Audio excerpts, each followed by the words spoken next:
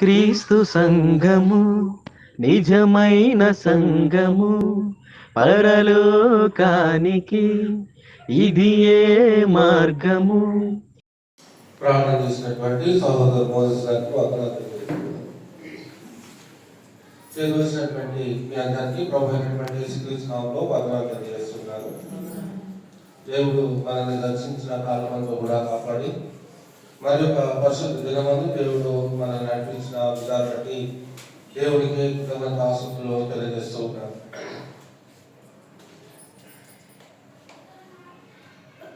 దేవుడు నామానికి మహిమ ఘనత ప్రభావములు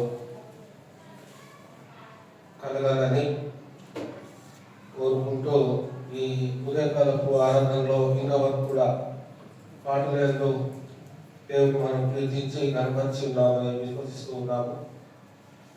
ఈ సమయంలో సంఘమునందు దేవుడు ఇచ్చినటువంటి క్రమము అనేది మనం చూస్తూ ఉన్నాము.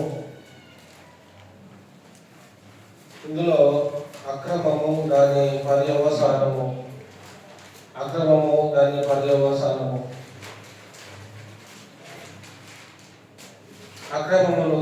అక్రమము కలిగి జీవించడం ద్వారా, అక్రమము జరిగించడం ద్వారా దాని వల్ల జరిగేటువంటి ప్రమాదము ఎంత భయంకరమైంది అనేది మనం ధ్యానించబోతున్నాము.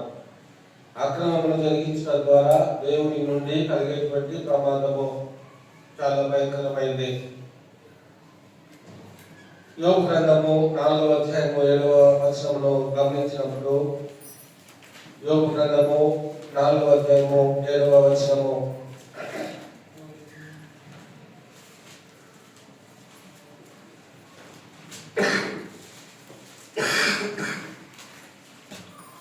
యోబు గ్రంథం 4వ అధ్యాయం 7వ వచనం అండి. జ్ఞాపకము చేసుకొనుము, నిరపరాధి అయిన ఒకడు ఎప్పుడైనా నశించిన యథార్థ వర్తనులు ఎక్కడైనా నిర్మూలమైరా. జ్ఞాపకము చేసుకొనుడి, జ్ఞాపకము చేసుకొనుము అంటున్నాడు. ఏం జ్ఞాపకం చేసుకోవాలి మనము? చూడండి, నిరపరాధి అయిన ఒకడు ఎప్పుడైనా నశించనా అంటున్నాడు. నిరపరాధి అయినటువంటి వారు ఎక్కడైనా నశించారా? నోవహు కాలంలో జలప్రలయంలో కొట్టుకోలేకపోయినటువంటి వారు, వారిలో ఎవరైనా నిరపరాధులు ఉన్నారా? నోవహు కాలంలో జలప్రలయంలో కొట్టుకొని పోయినటువంటి వారు, వారిలో ఎవరైనా నిరపరాధులు ఉన్నారా? ఏమండి, క్రమంలో జీవించినట్లుగా కానీ ఏమైనా ఆధారం ఉందా? లేదు.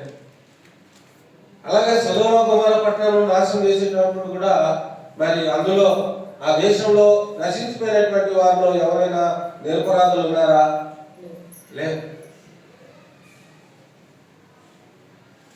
అందుకే నీతిమంతులైనటువంటి వారికి, క్రైస్తవులైనటువంటి వారికి పరిశుద్ధాత్మ దేవుడు జ్ఞాపకం చేసుకోమని తెలియజేస్తున్నటువంటి మాట ఏంటంటే, దేవుడు నిరపరాధులను శిక్షించాడు అని మనకు అర్థమవుతుంది. అంతే కదా, నిరపరాధులను దేవుడు శిక్షించాడు, యథార్థవంతులను దేవుడు నిర్మూలము చేయడు. దేవుని యొక్క ఉనికిని మనం ఆలోచన చేస్తున్నప్పుడు, దేవుడు ఈ నిరపరాధము అనేది, అపరాధం అనేది ఎలా వస్తుంది అని గమనించినట్లయితే, అక్రమము చేయడం ద్వారా అపరాధం అనేది వస్తుంది. అపరాధం వచ్చినప్పుడు ఏమవుతారు అంటే అపరాధులుగా దేవుని దృష్టిలో ఎంచబడుతూ ఉంటారు. కాబట్టి దేవుని దృష్టిలో అపరాధులుగా ఎంచబడుతున్నప్పుడు దేవుడి యొక్క ఉగ్రత వారి మీదకి ఖచ్చితంగా వస్తుంది అని కూడా మనము గమనిస్తున్నాం. అంటే దేవుడి యొక్క ఉనికిని మనం ఆలోచన చేస్తున్నప్పుడు, దేవుడు నిరపరాధులను ఎప్పుడు కూడా శిక్షించాడు. మరి ఏం చేస్తాడు? నిరపరాధులను అంటే రక్షిస్తాడు, కాపాడతాడు. వారి జీవితాల్లో కావాల్సినటువంటి ఈవులను వారికి సమృద్ధిగా అనుగ్రహిస్తూ ఉంటాడు. దరిద్రుడైనటువంటి లాజరు ధనవంతుడు తిని పారేసినటువంటి ఎంగిలి రొట్టె ముక్కలను తినుచు తన యొక్క జీవనాన్ని కొనసాగించుకున్నటువంటి వాడుగా ఆ దరిద్రుడైనటువంటి లాజరును మనం చూస్తా ఉన్నాం.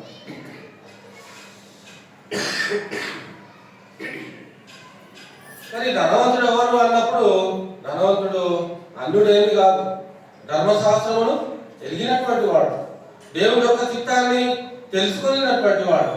దేవుని యొక్క చిత్తంలో ఏం రాయబడి ఉంది? ధర్మశాస్త్రంలో ప్రధానమైనటువంటి ఆజ్ఞ ఏంటి? ఎవరు చెప్తారు? ధర్మశాస్త్రంలో ప్రధానమైనటువంటి ఆజ్ఞ వాక్యంలోనే చూద్దాం. గలతీ పత్రిక 5వ అధ్యాయము, గలతీ పత్రిక 5వ అధ్యాయము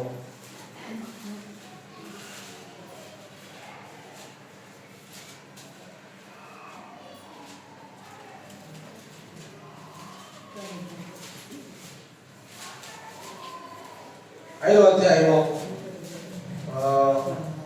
14వ వచనం. 5:14 ఏమంటున్నాడు? గలతీ పత్రిక 5వ అధ్యాయము 14వ వచనము, ధర్మశాస్త్రం అంతయు నిన్ను వలె నీ పొరుగు వారిని ప్రేమించుము అను ఒక్క మాటలో సంపూర్ణమై ఉన్నది. ధర్మశాస్త్రం అంతా కూడా పాత నిబంధనగా పిలువబడేటువంటి ధర్మశాస్త్రం అంతా కూడా ఏం చెప్తుంది అంటే నిన్ను వలె నీ పొరుగు వారిని ప్రేమించు. ధనవంతుడైనటువంటి ఈయన ధర్మశాస్త్రం ఎరిగినటువంటి వాడుగా ఉన్నాడు. వాగ్దాన సంబంధమైనటువంటి వారసుడుగా అతడు ఉన్నాడు.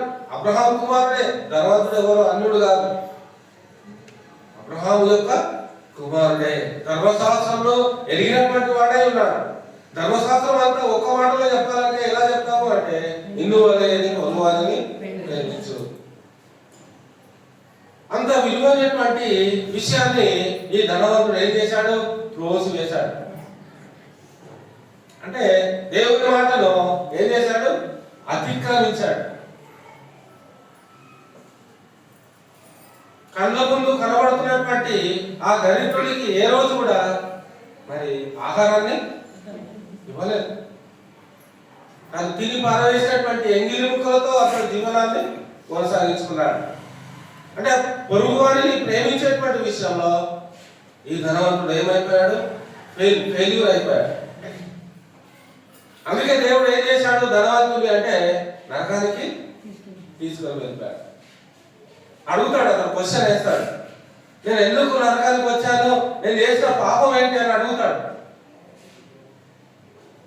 నేను చేసిన తప్పేంటి, నేను చేసిన పాపం ఏంటి అని అడుగుతాడు.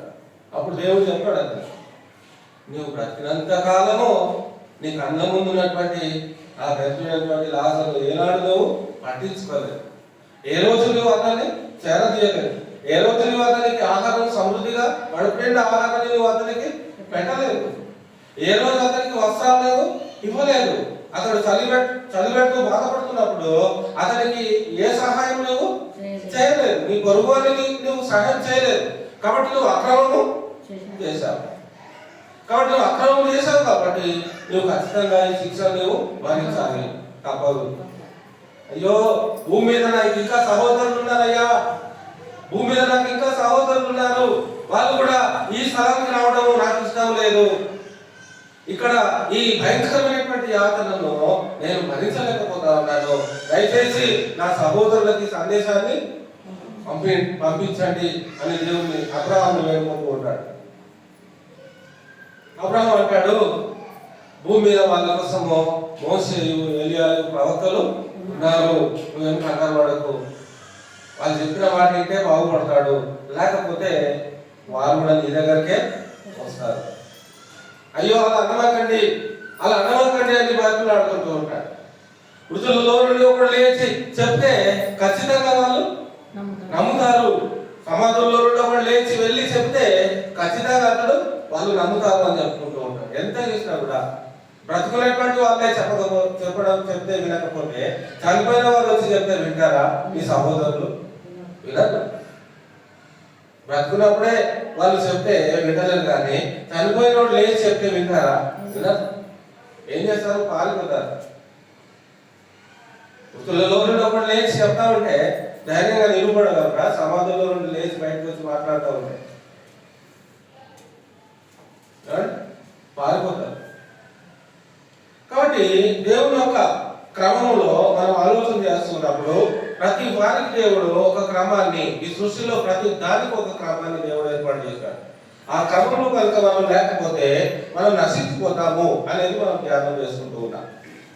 అందుకే యోబు ద్వారా దేవుడు మాట్లాడుతున్నటువంటి మాటలు ఏంటంటే, నిరపరాధి అయిన ఒకడు ఎప్పుడైనా నశించరా అని దేవుడు మాట్లాడుతూ ఉన్నాడు. అంటే నిరపరాధులను దేవుడు నశింప చేయడు, నిరపరాధులను దేవుడు శిక్షించడు, నిరపరాధులను దేవుడు చంపడు అనేది మనం చూస్తా ఉన్నాం కదా, అంతేనా? కానీ యేసుక్రీస్తు విషయంలో ఇది నెరవేర్చబడలేదు. ఓకే, యేసుక్రీస్తు విషయంలో మాత్రం ఇది నెరవేర్చబడలేదు. ఆయనకు ఒక్కరికి తప్ప మనందరికీ అది వర్తిస్తుంది. అంటే గొప్ప సంగతి దేవుడు మనకి ఇచ్చాడు. యేసుక్రీస్తు వారు నిరపరాధి అని నమ్ముతున్నామా? మనం నమ్ముతున్నాం. పరిశుద్ధుడని నమ్ముతున్నాం. ఆయన ఏ పాపం చేయలేదని నమ్ముతున్నాం. ఆయన మనుష్య కుమారుడు ఈ లోకంలో జీవించడం నమ్ముతున్నాం. కానీ ఆయన ఏం చేయబడ్డాడు? చనిపోయాడు, చంపబడ్డాడు, క్రూరంగా చంపబడ్డాడు. ఆయన చంపబడకపోతే మనము నిరపరాధులంగా కాలేదు. ఆయన చంపబడకపోతే మనం నీతిమంతులంగా దేవుని యొక్క నిలువబడలేదు. అందును బట్టి ఆయన చంపబడాల్సి వచ్చింది, అందును బట్టి ఆయన మరణించాల్సి వచ్చింది. కాబట్టి దేవుని యొక్క మాట మనం తీసుకుంటున్నప్పుడు యేసుక్రీస్తు విషయంలో కాదు, మన విషయంలో ఈ మాట మనం గమనించుకుంటున్నప్పుడు మనల్ని దేవుడు ఎంతగానో ప్రేమిస్తున్నాడు, మనల్ని నీతిమంతులుగా చేయడానికి ఆయన ఇష్టపడుతున్నాడు. ఎందుకంటే ఆయన శిక్ష నుండి మనం తప్పింపబడటానికి ఆయన మనల్ని నీతిమంతులుగా చేయడానికి ఇష్టపడుతున్నాడు. అంటే మనం శిక్షించబడటము దేవునికి ఇష్టము లేదు, మనం నశించుకోవడం దేవునికి ఇష్టం లేదు. కానీ అక్రమం ఎప్పుడైతే మనం చేస్తామో అప్పుడే మనకి శిక్ష అనేది కన్ఫర్మ్ అవుతా ఉంది. శిక్ష అనేది కన్ఫర్మ్. ఆ శిక్ష నుండి తప్పించుకోలేదు. కాబట్టి ఆ శిక్ష నుండి మనం తప్పించుకోవాలి అంటే మనం ఏం చేయాలి అంటే క్రమంలో ఉన్నామా లేదా? ప్రతి విషయంలో నేను దేవుని క్రమమును కలిగిన వాడలుగా ఉన్నానా లేదా? నిరపరాధ జీవితాన్ని కలిగినటువంటి వాడలుగా ఉన్నానా లేదా? యథార్థవంతులుగా నేను ఈ లోకంలో జీవిస్తున్నానా లేదా? ఇరుగు పొరుగు వారి నేను ఎలా ఉన్నాను? తోటి విశ్వాసం నేను ఎలా ఉన్నాను? సంఘ పెద్దల నేను ఎలా ఉన్నాను? సంఘ కాపరి నేను ఎలా ఉన్నాను? దేవుని యందు భయభక్తి కలిగేటువంటి విషయంలో నేను ఎలా ఉన్నాను అని మనం పరీక్షించుకొని ఏ విషయంలోనైనా ఆ దేవుడు పెట్టినటువంటి క్రమంలో ఎక్కడైనా మనం తప్పిపోతున్నామా అని మనం ప్రతి విషయంలో కూడా, ప్రతి సమయంలో కూడా మనల్ని మనం ఏం చేసుకోవాలి? పరీక్షించుకోవాలి. కొరింథీ పత్రికలో చెప్తాడు, మనల్ని మనం పరీక్షించుకొనిచు నువ్వు ఆ బలలో పాల్గొనాలి. ఏ విషయంలో కూడా మనం తప్పిపోవడానికి వీల్లేదు. ఏ విషయంలో కూడా మనం నశించుకోవడం దేవుని చిత్తం కాదు. కాబట్టి అక్రమం అనేది ఎంత భయంకరమైందంటే మనల్ని నాశనానికి తీసుకొని వెళ్తా ఉంది, మనల్ని నరకానికి తీసుకొని వెళ్తాము. కాబట్టి అక్రమం ఎప్పుడు కూడా మనం చేయడానికి అవకాశం మనము ఇవ్వకూడదు. తర్వాత యోబు గ్రంథము ఇదే 4వ వచనం కూడా గమనిస్తే, ఇదే యోబు గ్రంథము 4వ అధ్యాయము 8వ వచనం అండి. నేను చూసినంత వరకు అక్రమమును దున్ని కీడును విత్తువారు దానినే కోయుదు. అక్రమము దున్నుట ద్వారా, అక్రమములు ఎలా దున్నుతారు? క్రమములు తప్పితే అక్రమములు దున్నినట్టే. దేవుని యొక్క క్రమాన్ని మీరితే అక్రమాన్ని దున్నినట్టే. అక్రమాన్ని దున్నితే ఏమవుతుంది? కీడు వస్తుందని చెప్తున్నాడు. కీడును విత్తువాడు. కీడు ఎప్పుడవుతుంది? క్రమము తప్పితే కీడు అవుతుంది, క్రమము తప్పితే అక్రమం అవుతుంది, అక్రమం ఏమవుతుంది? కీడు అవుతుంది. కీడు మరలా ఏమవుతుంది? మన మీదకి వస్తుంది. అంటే నువ్వు అక్రమం విత్తితే కీడు మన మీదకి వస్తుంది. ఇది గమనించాలి మనం. దేవుడి విషయంలో అక్రమాన్ని మనం విత్తినట్లయితే కీడు మనము పొందుకుంటాం. ఎక్కడి నుంచి పొందుకుంటాము? దేవుని యొద్ద నుండి పొందుకుంటాం. కాబట్టి ఈ కీడు అనేది చాలా భయంకరమైనది. ఈ కీడులను మనం తప్పించుకోవాలి. దేవుని ద్వారా ఆ నశించిపోయేటువంటి స్థితి నుండి మనం తప్పింపబడాలి అనేది దేవుడు కోరుకుంటూ ఉన్నాడు. కనుక దేవుడు మనకి ఏం చేశాడు అంటే ఒక క్రమాన్ని పెట్టాడు. ఆదాము వల్ల దేవుడు ఒక క్రమాన్ని పెట్టాడు. నీవు ఆ పండు తిరుగుతున్నవునా నిశ్చయముగా చచ్చెదవు. నీవు అతిక్రమిస్తే, నా మాట నువ్వు అతిక్రమిస్తే నువ్వు మరణిస్తావు అన్నాడు. అంటే అతిక్రమించకపోతే అది కూడా అర్థం చేసుకోవాలి కదా. అతిక్రమించకపోతే ఏమవుతావు? నువ్వు మరణించవు, బ్రతుకుతావనే కదా నా ఉద్దేశం. నువ్వు ఆ పండు తింటే చస్తావు అన్నాడు. తినకపోతే చావవు, బ్రతికే ఉంటావు అని చెప్పాడు దేవుడు. కానీ ఆదాము ఏం చేశాడు అంటే దేవుడు చెప్పినటువంటి క్రమాన్ని అతిక్రమించినందువలన మానవుడి యొక్క జీవితంలో మరణం అనేది ప్రవేశించింది. ఏంటి మరణము అంటే ఆధ్యాత్మికమైనటువంటి మరణము, లోక సంబంధమైనటువంటి మరణం కాదు. ఆధ్యాత్మికమైనటువంటి మరణం అనేది దేవుడి మాటను అతిక్రమించడం ద్వారా వస్తుంది. దేవుడి మాటను నిర్లక్ష్యం చేయడం ద్వారా వస్తుంది. ఆధ్యాత్మికమైనటువంటి శిక్ష, ఆధ్యాత్మికమైనటువంటి ఆ యొక్క ప్రతిఫలము దేవుని యొక్క మాటను మీరడం ద్వారా మరి కీడు అనేది మనము అనుభవించాల్సి వస్తుంది. కీడు అనేది మనం మోయవలసి వస్తుంది. కాబట్టి గమనించవలసినటువంటి విషయం ఏంటంటే ఎప్పుడు కూడా మనము దేవుని యొక్క క్రమాన్ని మీరకుండా చూసుకునేటువంటి అవసరము, బాధ్యత మన మీద ఉంది. మొదటి యోహాను పత్రిక 3వ అధ్యాయం 4వ వచనము మనం గమనిద్దాము. మొదటి యోహాను పత్రిక 3వ అధ్యాయం 4వ వచనం. ఇక్కడ ఏమంటున్నాడంటే పాపము చేయు ప్రతి వాడును ఆజ్ఞను అతిక్రమించును, ఆజ్ఞాతిక్రమమే పాపము అంటున్నాడు. చూడు నేమి బయట శబ్దం చేసుకో.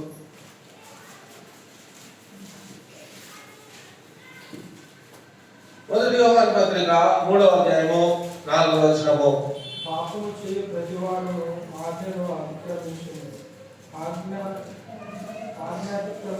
ఆజ్ఞాతిక్రమమే పాపము. పాపము చేయు ప్రతి వాడును ఆజ్ఞను అతిక్రమించును. ఆజ్ఞను అతిక్రమించడం ద్వారా ఏమవుతుంది అంటే పాపం అనేది మన జీవితంలో ప్రవేశిస్తుంది. ఆజ్ఞను అతిక్రమించడం ద్వారా అంటే దేవుని యొక్క ఆజ్ఞను అతిక్రమించడం ద్వారా, దేవుని ఆజ్ఞను అతిక్రమిస్తే పాపమా అంటే అవును, దేవుని ఆజ్ఞను అతిక్రమిస్తే పాపమే. ఏం చేస్తుంది? దేవుని యొక్క ఆజ్ఞను అతిక్రమించడం వల్ల ఏమొస్తుంది మన మీదకి అంటే కీడు వస్తుంది, శిక్ష వస్తుంది. తర్వాత పాపం కూడా మూట కట్టుకునే పరిస్థితి వస్తుంది. పాపం మూట కట్టుకుంటే మరి దాన్ని విడిపించేవాడు ఎవడు ఉండడు. కాబట్టి పాపం ఎప్పుడు కూడా మనము పాపం అనేటువంటి చిచ్చు, పాపం అనేటువంటి ముడులను మనము వేసుకోకుండా ఉండాలి అంటే దేవుడు ఇచ్చినటువంటి ఆజ్ఞను మనము నెరవేర్చాలి. దేవుడు చెప్పినటువంటి మాట ప్రకారంగా జీవించాలి. దేవుడికి విధేయత కలిగి జీవించాలి. దేవుడికి లోబడి జీవించాలి. ఆజ్ఞను అతిక్రమించకుండా జాగ్రత్తగా చూసుకోవాలి. ప్రతి మాట, ప్రతి కార్యము, ప్రతి క్రియ, దేవుడి యందు జరిగించవలసినటువంటి ప్రతి క్రియ కూడా చాలా సున్నితంగా మనం దాన్ని హ్యాండిల్ చేయాలి. చాలా సున్నితంగా, కేర్లెస్ కదా. దేవుని యొక్క ఆజ్ఞను ఎప్పుడు కూడా మనం నిర్లక్ష్యము చేయదు, తక్కువగా చూడదు.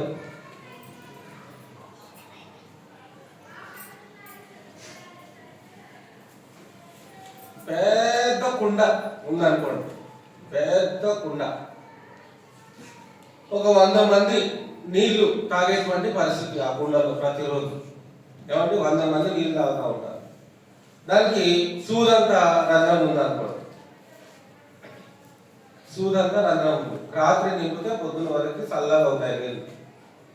రాత్రి అంతా నింపి పెట్టారు, పొద్దున్న వరకు నీళ్లు ఉంటాయా? ఎందుకు ఉండవు?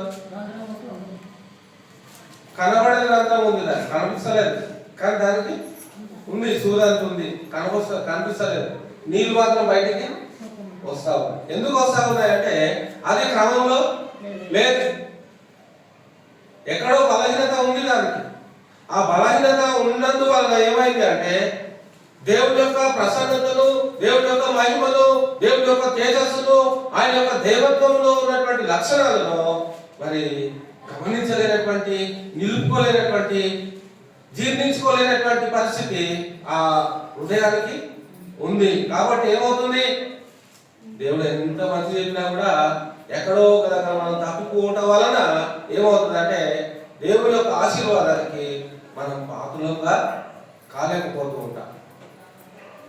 దేవుడు మనల్ని ఆశీర్వదించాలని కోరుకుంటూ ఉంటాడు, కానీ మన యొక్క అతిక్రమాన్ని బట్టి ఆ ఆశీర్వాదాన్ని మనం పోగొట్టుకుంటాం.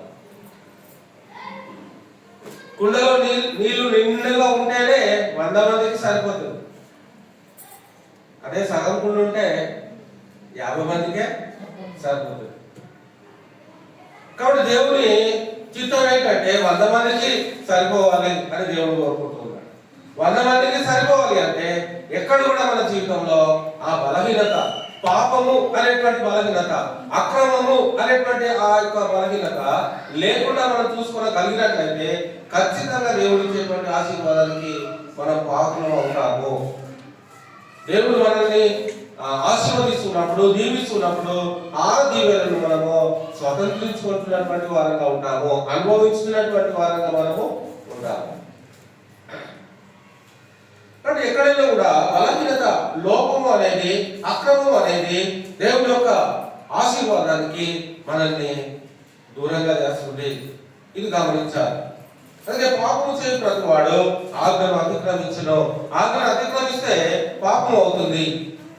ఆజ్ఞ అతిక్రమమే పాపము అంటున్నాడు.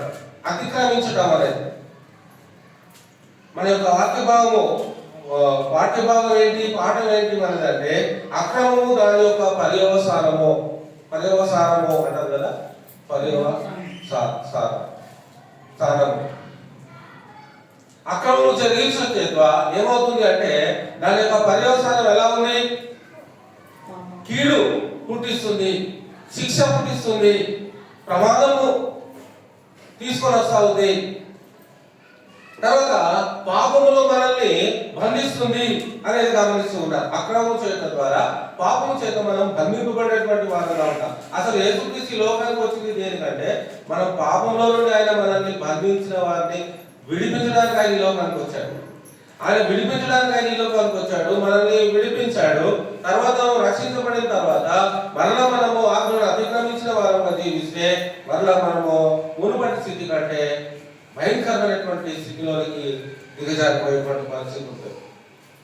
అంటే జాగ్రత్తగా మనము దేవుని యొక్క ఆజ్ఞను ఏమాత్రం కూడా అతిక్రమించకుండా చూసుకోవాలి. ఇంకొక విషయం ఏం జరుగుతుంది, అతిక్రమిస్తే ఏం జరుగుతుంది అనేది కూడా చూద్దాం. ఇంకొక విషయం, ఆజ్ఞను అతిక్రమిస్తే ఏమవుతుందో చూద్దాం. ఇంకొకటి మత్తయి సువార్త 24వ అధ్యాయము 12వ వచనము. మత్తయి సువార్త 24వ అధ్యాయం 12వ వచనము.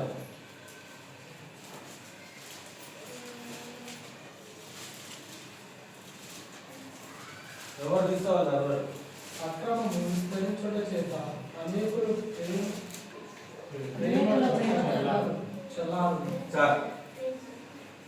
అక్రమం విస్తరించుట చేత ఏమవుతుందట, అనేకుల ప్రేమ చల్లారుతుంది. చల్లారడము అంటే ఏంటంటే అప్పుడప్పుడు మనం మాట్లాడుకుంటుంటాం కదా మన తోటి వారితో కానీ, మన కంటే పెద్దవారితో కానీ, మేము ఉన్నప్పుడు ఉన్న ప్రేమలు ఇప్పుడు ఎక్కడ ఉన్నాయి లేండి. మా తాతల అమ్మమ్మల కాలంలో ఉన్నటువంటి ప్రేమలు మా నాన్న అమ్మల కాలంలో లేవు, మా నాన్న అమ్మల కాలంలో ఉన్నటువంటి ప్రేమలు మా కాలంలో లేవు, మనకున్న ప్రేమలు మా పిల్లలకి అసలే లేవు అని మాట్లాడుకుంటూ ఉంటాం. ఎప్పుడైనా మాట్లాడుతున్నారండి? దేవుడు ముందే మాట్లాడి పెట్టేశాడు మాట. ఎప్పుడు పోతుందట ప్రేమ? దాని ఫ్యూజ్ చెప్తున్నాడు. ఫ్యూజ్ అంటే కరెంట్ వాడే ఫ్యూజ్ ఉంటుంది కదా, ఫ్యూజ్ ఏం చేస్తుంది, ఫ్యూజ్ పెడితే కరెంట్ వస్తుంది, ఫ్యూజ్ తీసేస్తే కరెంట్ ఉండదు కదా. అలాగే క్రమము అనేది మనల్ని వెలిగిస్తూనే ఉంటుంది. దేవుడి యొక్క క్రమంలో మనం అంటుకట్టబడిన వారంగా ఉంటే దేవుడు మనల్ని ఎప్పుడు వెలిగిస్తూనే ఉంటాడు. ఎలా వెలిగిస్తుంటాడు? తన ప్రేమతో ఆయన మనల్ని వెలిగిస్తూ ఉంటాడు. అప్పుడు మనం ప్రేమ కలిగినటువంటి వారంగా ప్రవర్తిస్తూ ఉంటాం. దేవుని యొక్క ప్రేమలో కనుక మనం అంటుకట్టబడి లేకపోతే, అంటే దేవుని యొక్క క్రమము అనేటువంటి ప్రేమలో మనం అంటుకట్టబడి లేకపోతే, ఆ అక్రమము అంటే ప్రేమ నుండి తొలగిపోతే, దేవుడు ఇచ్చినటువంటి ప్రేమ నుండి మనం తొలగిపోతే, అప్పుడు మనలో ఉన్నటువంటి ప్రేమ కూడా ఆరిపోతుంది. దేనికి లింక్ పెట్టాడు చూడండి దేవుడు. అక్రమము విస్తరించండి. అసలు అక్రమానికి ప్రేమకి ఏమైనా సంబంధం ఉందా? మామూలుగా చెప్పాలంటే లేదు. అక్రమానికి ప్రేమకి ఏమైనా సంబంధం ఉందా? ఆధ్యాత్మికమైనటువంటి జీవితంలో ఖచ్చితంగా దీనికి సంబంధము ఉంది. లోక సంబంధంగా అక్రమానికి ప్రేమకి సంబంధము ఉండదు. కానీ ఆధ్యాత్మికంగా మాత్రం దేవుడు చెప్పేటువంటి మాటలు బట్టి చూస్తే ఖచ్చితంగా క్రమానికి ప్రేమకి సంబంధము ఉంది. ప్రేమ అనేది ఒక క్రమంలో ఉండాలి. ప్రేమ అనేది ఎంతవరకు ఉండాలో అంతవరకే ఉండాలి. అందుకే ఎప్పుడైతే ఆ ప్రేమ అక్రమంతో నిండి ఉంటుందో అప్పుడు ఆ ప్రేమ యథార్థమైనటువంటి ప్రేమగా ఉండదు. దలీలా, ఈ సందర్భంగా దలీలా జ్ఞాపకం చేస్తుంది. దలీలా ఎవరు? దలీలా, ఈ దలీలా ఎవరండి బైబిల్లో? సంసోను యొక్క భార్య. సంసోను యొక్క భార్య ఏం చేసింది? నిజంగా ఆమె సంసోను ప్రేమించిందా? నిజంగా ఆమె సంసోను ప్రేమించిందా? సంసోను నిజంగా ప్రేమిస్తే ఏం చేయాలి? ఏం చేయాలి? రహస్యమైన ఏదున్నా కూడా వేరే వాళ్ళకి ఒక భార్యగా భర్త యొక్క రహస్యము చెప్పదు. అది ఒక క్రమం, అంటే కుటుంబంలో ఒక క్రమం అనుకుంటే అప్పుడు దలీలా ఏం చేసింది? ఆ రహస్యాన్ని అందరికి చెప్పడానికి ప్రేమిస్తున్నట్టు నటించింది. మోసపోయాడు సాంసన్. సాంసనే కాదు, చాలా మంది మోసపోయారు బైబిల్లో. కాబట్టి ప్రేమ అనేది ఎలా ఉండాలి అంటే విశ్వాస కుటుంబాల్లో, విశ్వాసపు జీవితంలో ప్రేమ అనేది ఎలా ఉండాలి అంటే యథార్థమైనటువంటి ప్రేమ అనేది ఉండాలి. అంటే షో చేసేటువంటి ప్రేమ కాదు, ఏమనుకుంటారో అని చూపించేటువంటి ప్రేమ కాదు. ఇదేంటంటే దైవికమైనటువంటి విధానంలో ఈ ప్రేమను మనం ఆలోచన చేస్తున్నప్పుడు ఈ దైవికమైనటువంటి ప్రేమ ఎప్పటి వరకు ఉంటుంది మనలో అంటే క్రమంలో నిలిచినంత వరకే ఉంటుంది. క్రమాన్ని మనం తొలగిపోతే, దేవుని యొక్క క్రమాన్ని మనం మీరితే ఆ ప్రేమ కూడా ఊడిపోతుంది అని చెప్తున్నాడు. అక్రమము విస్తరించుట చేత అనేకుల ప్రేమ చల్లారును. అక్రమము విస్తరించుట చేత అనేకుల ప్రేమ చల్లారును. మన ప్రేమలో మనమే చల్లార్చుకుంటున్నాం. మన కుటుంబాల్లో ఉన్నటువంటి ప్రేమలు, సమాజంలో ఉన్నటువంటి ప్రేమలు, సంఘాల్లో ఉన్నటువంటి ప్రేమలు సంఘానికి పడదు. విశ్వాసులకి ఇంకొక విశ్వాసులకి పడదు. సొంత అన్నదమ్ములకి పడదు, సొంత అక్క చెల్లెళ్ళకి పడదు, తల్లికి కూతురికి పడదు, తండ్రికి కుమారునికి పడదు, భర్తకి భార్యకి పడదు. ఎందుకు పడట్లేదు అంటే ప్రేమ తగ్గింది, చల్లారిపోయింది. ఎందుకు ప్రేమ చల్లారిపోయింది అంటే అక్రమం విస్తరిస్తుంది, క్రమం లేదు. ఏమంటే అర్థమవుతుందా? అక్రమం విస్తరిస్తుంది, ఉండాల్సినటువంటి ప్రేమ లేదు, ఉండాల్సినటువంటి ఆప్యాయత లేదు, ఉండాల్సినటువంటి ఆ కరుణ, జాలి, దయ అనేది లేదు. కాబట్టి దేవుని వాక్యం మనకి ఏం చెప్తుంది అంటే నీలో నాలో విశ్వాసులైనటువంటి వారిలో క్రమం ఉంటేనే ప్రేమ నిలిచి ఉంటుంది. క్రమం ఉంటేనే, దేవుని క్రమం ఉంటేనే ప్రేమ నిలిచి ఉంటుంది. ప్రేమ నిలిచినప్పుడే నీవు ప్రేమగా జీవించగలుగుతావు, దేవుని ప్రేమను పొందుకోగలుగుతావు, దేవుని యొక్క ఆశీర్వాదానికి నువ్వు పాత్ర అవుతావు, దేవుని యొక్క ఆశీర్వాదంలో నువ్వు జీవించగలుగుతావు. దేవుడితో సహవాసం కలిగినటువంటి వారుగా జీవించగలుగుతా ఉంటామో, ఎప్పుడైతే క్రమమును తప్పుతామో, అక్రమం మనలో ఎప్పుడైతే ప్రవేశిస్తుందో అప్పుడు ప్రేమ కూడా ప్రేమగా మాట్లాడేవాడు గర్వంగా మాట్లాడడం ప్రారంభిస్తాడు. క్షమించేటువంటి వాడు క్షమించని వాడుగానే ప్రవర్తిస్తూ ఉంటాడు. జాలి దయ చూపించేటువంటి వాడు తన క్రూరత్వాన్ని, తన కోపాన్ని చూపిస్తూ ఉంటాడు. అప్పటిదాకా మంచి ఉన్నటువంటి వాడు దేవుడి యొక్క క్రమమును తప్పిన తర్వాత వారి జీవితం ఎలా ఉంటుంది అంటే ప్రేమ లేనటువంటి పరిస్థితి. ప్రేమ లేకపోతే ఎవరు అలాంటి వారిని దగ్గరికి రానివ్వరు. నటించేటువంటి ప్రేమ, దలీలా చేసినటువంటి పనిని బట్టి, ఎవరైనా ఆమె చేసినటువంటి పనిని బట్టి ఆమెను ఎవరైనా స్వీకరిస్తారా? నిజంగా దైవికమైనటువంటి విధానంలో ఆలోచిస్తే ఏం చేసింది ప్రేమ? ఆ ప్రేమ ఏం చేసింది? సంసోన్ని చంపేసింది. ప్రేమ చల్లారు అంటే ప్రేమ మాత్రమే కాదు, ప్రేమతో పాటు మనం కూడా పోతాం, మన ఆత్మ కూడా పోతుంది నరకానికి. దలీలా ఏం చేసింది? సంసోన్ను చనిపోయేటట్లుగా చేసింది. దలీలా ప్రేమ సంసోన్ యొక్క మరణానికి కారణమైంది కాదా? ఏం ప్రేమ అది? కపటమైనటువంటి ప్రేమ, అక్రమంతో కూడినటువంటి ప్రేమ, నటించేటువంటి ప్రేమ, నమ్మించి మోసం చేసేటువంటి ప్రేమ. ఇది బైబిల్ యాక్సెప్ట్ చేయట్లేదు, ఇది దేవుడు యాక్సెప్ట్ చేయట్లేదు. దేవుడికి కావాల్సింది ఏంటంటే యథార్థమైనటువంటి ప్రేమ. దేవుడికి కావాల్సింది ఏంటంటే ఆయనకు అనుకున్నటువంటి, ఆయనకు నచ్చినటువంటి, ఆయన ఏదైతే ఏ ప్రేమనైతే మనలో ఆయన కోరుకుంటున్నాడో ఆ ప్రేమను ఆయన ఎదురు చూస్తున్నాడు మనలో. కాబట్టి ఆ ప్రేమను మనం కోల్పోతున్నాము అంటే దేనిని బట్టి అంటే క్రమాన్ని తప్పుతున్నాము. మెయిన్ స్టెప్ మన జీవితంలో ప్రధానమైనటువంటి సమస్య ఏంటంటే అక్రమం. అంటే వాక్యానికి విరుద్ధమైనటువంటి జీవితాన్ని ఎప్పుడైతే మనం జీవిస్తుంటామో అప్పుడే మన జీవితంలో మరి ప్రేమ అనేది చల్లారిపోతుంది, నచ్చిపోతుంది. ప్రేమ లేని వాడు దేవుని ఎరుగడు. ఉందా బైబిల్లో? ప్రేమ లేని వాడు దేవుని ఎరుగడు. నేను దేవుని ప్రేమిస్తున్నానని చెప్పి తన సహోదరుని ద్వేషిస్తే అతడు దేవుని ప్రేమలో నిలిచిన వాడు కాడు. కాబట్టి మూలం ఏంటి అంటే ప్రేమ అనేది మూలం, ప్రధానమైనటువంటి పాత్ర ప్రేమ పోషిస్తుంది. ప్రేమ పోషించేటువంటి ఆ పాత్ర దేని మీద ఆధారపడి ఉంటుంది? క్రమము మీద ఆధారపడి ఉంటుంది. అర్థమవుతుందా? క్రమం మీద ఆధారపడి, క్రమం లేకుండా ప్రేమిస్తున్నట్టే కాదు. దేవుని క్రమంలో ఉండి నువ్వు ప్రేమిస్తే దానికి విలువ, దేవుని క్రమంలో ఉండి నువ్వు ఆయనను ప్రేమిస్తే ఆయనకు దానికి విలువ, దేవుని క్రమంలో ఉండి నువ్వు దేవునికి లోబడితే దానికి విలువ.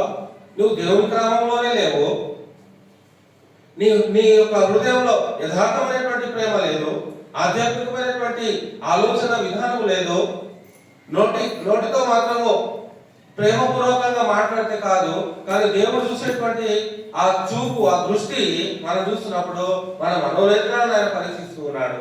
నిజంగా ఈ వ్యక్తి నన్ను ప్రేమిస్తున్నాడా? యోహాను రాసినటువంటి సువార్త చివరి అధ్యాయంలో పేతురుతో దేవుడు అడుగుతా ఉంటాడు. ఎన్నిసార్లు అడుగుతాడు చూడండి. యోహాను సువార్త చివరి అధ్యాయం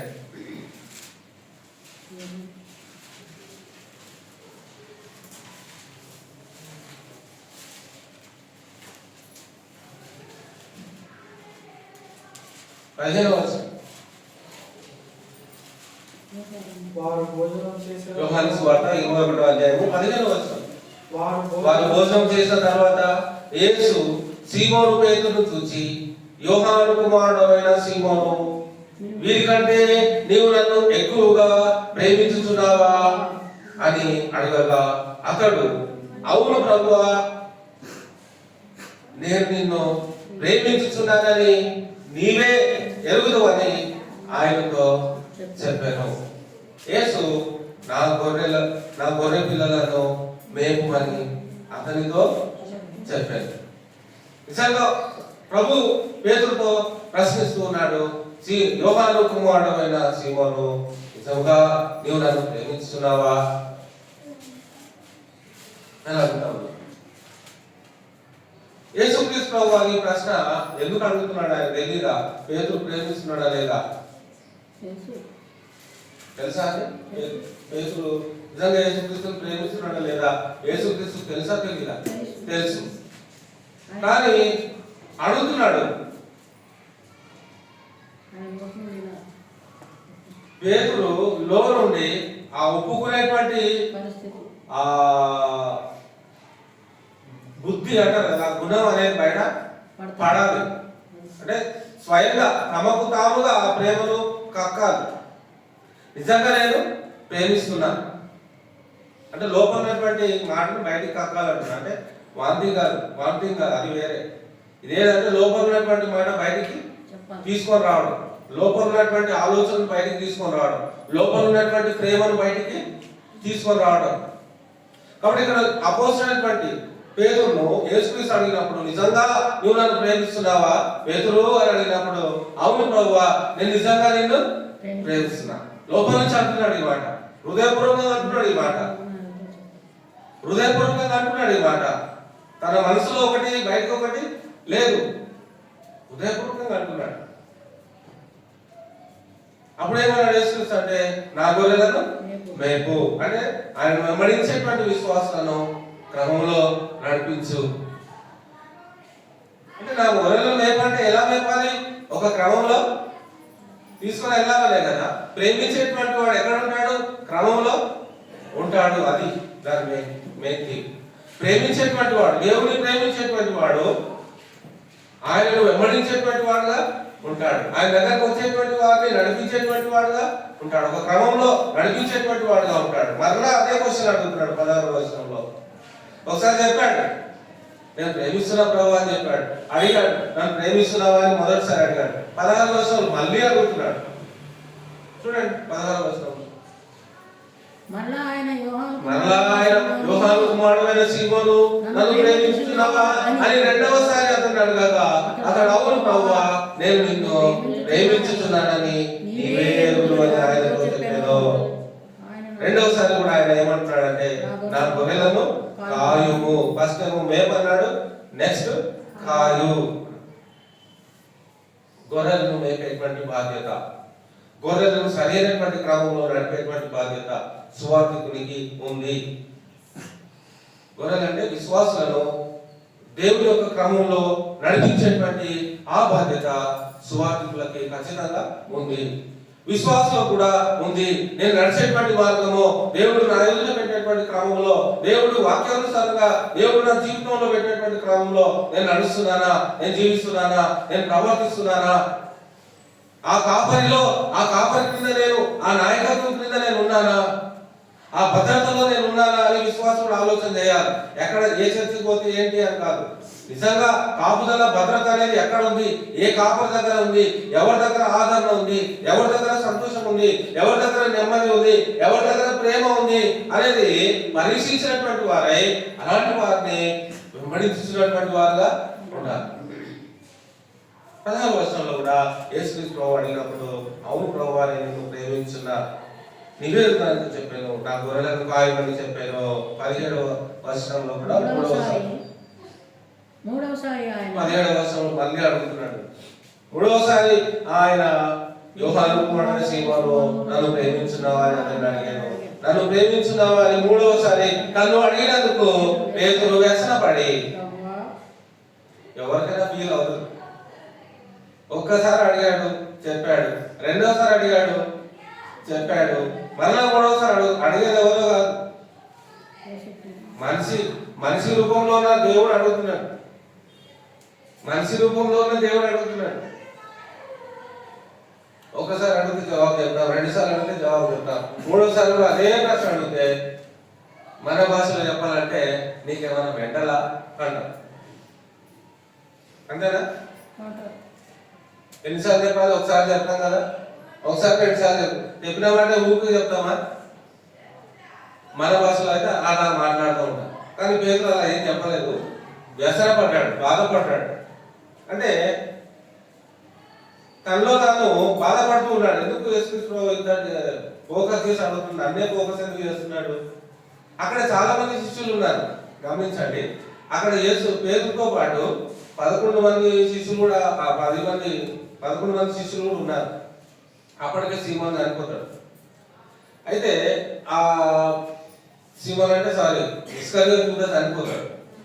ఇప్పుడు 11 మంది శిష్యుల్లో 11 మంది శిష్యులు అక్కడే ఉన్నారు, కానీ ఫోకస్ చేసిన ఎవరిని యేసుక్రీస్తు అంటే పేతురు. ఫోకస్ అంటే జూమ్ చేసి అడుగుతున్నాడు, పేతురు నన్ను ప్రేమిస్తున్నావా? అవును నేను ప్రేమిస్తున్నా. రెండోసారి అడిగాడు, అవును నేను ప్రేమిస్తున్నా. మొదటిసారి అడిగినప్పుడు గొర్రెలను కాయన్నాడు. రెండోసారి గొర్రెలను మేపన్నాడు. రెండవసారి అడిగినప్పుడు గొర్రెలను కాయన్నాడు. మూడోసారి అడిగినప్పుడు ఏం చెప్తున్నాడు చూడండి, 17వ వచనంలో, వ్యసనపడి ప్రభువా నీవు సమస్తమును ఎరిగిన వాడవు. నిజమే, పేతురు ఏమంటున్నాడంటే, ప్రభువా నీవు సమస్తమును ఎరిగినటువంటి వాడవు. నిజంగా నేను ప్రేమిస్తున్నాను లేక ద్వేషిస్తున్నానో లేకపోతే నటిస్తున్నానో, ఆ దళీలలాగా నేను నటిస్తున్నానో లేకపోతే నిజంగా నేను ప్రేమిస్తున్నానో, నేను నీకోసం ఏమేమి చేయగలను, నాకంటే ఎక్కువ నీకే బాగా తెలుసు ప్రభువా, నువ్వు సమస్తం ఎరిగినటువంటి వాడు ప్రభువా అని అంటూ ఉన్నాడు. నిన్ను ప్రేమించుతున్నానని నీవే ఎరుగుదు అని ఆయనతో చెప్పాను. ఆయన మీదే చేశాడు. 2 సార్లు చెప్పాడు. మూడోసారి ప్రభువా నా హృదయం ఎరిగిన, నా అంతరంగం ఎరిగినటువంటి దేవా, నీకు నా ప్రేమ తెలుసయ్యా, నీకే తెలుసు, నేను ఎంత ప్రేమిస్తున్నాను తెలుసా. మళ్ళీ 8వ వచనంలో నా గొర్రెలను మేపుము. ఈ 3 సార్లు అనడానికి గల కారణం ఏంటి అంటే, దేవుని యొక్క క్రమంలో మనము జీవించాలి. దేవుని యొక్క క్రమంలో మనము జీవించాలి అంటే మనలో ఏముండాలి? ప్రేమ ఉండాలి. ప్రేమ ఉంటే క్రమంలో ఉంటాం, ప్రేమ లేకపోతే క్రమం తప్పుతాం. అందుకే క్రమం తప్పినప్పుడు ఏమవుతుందంటే, ప్రేమ కూడా ఊడిపోతుంది, చల్లారుతుంది. ప్రేమ ఉంటుంది కానీ క్రమం తప్పినప్పుడు ఏమవుతుంది? ఆ ప్రేమ చల్లారిపోతుంది, అంటే ఉండదు. ఇక ప్రేమ ముందు ఉన్నటువంటి ప్రేమ క్రమం తప్పినప్పుడు ఉండదు, అది చెప్తున్నాడు. అందుకే యేసుక్రీస్తు పేతురు అనడానికి గల కారణం ఏంటంటే, ప్రేమ అనేది ఉంటేనే క్రమంలో ఉండగలం. అందుకే నన్ను ప్రేమించుతున్నావా అంటే దాని అర్థం ఏంటంటే, ఎందుకు అడుగుతున్నా ఆయన క్రమంలో ఉండడానికి, ఆయన క్రమంలో జీవించడానికి, ఆయన మందలు వేపడానికి, ఆయన విశ్వాసం ఆయన మార్గంలో నడిపించడానికి ప్రేమ అవసరం. ప్రేమ లేకపోతే క్రమము తప్పుతాం. క్రమంలో ఉండాలి అంటే ప్రేమ ఉండాలి. దేవుడు మన ఎదుట పెట్టినటువంటి క్రమంలో అక్రమం చేయడం ద్వారా భయంకరమైనటువంటి కీడు మన మీద రాబోతా ఉంది, శిక్ష అనేది రాబోతా ఉంది. కాబట్టి కీడు నుండి మనం తప్పింపబడాలి, నరకం నుండి మనం తప్పింపబడాలి, వ్యసనం నుండి మనం తప్పింపబడాలి.